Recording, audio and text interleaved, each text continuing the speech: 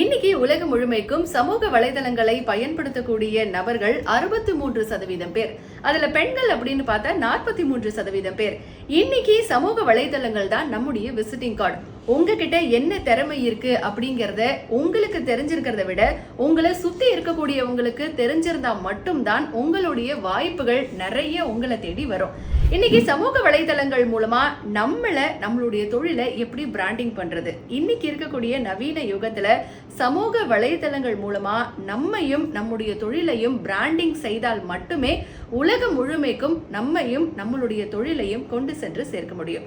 சமூக வலைதளங்கள்ல நம்ம எல்லாருமே பிராண்டிங் பண்ண முடியுமா?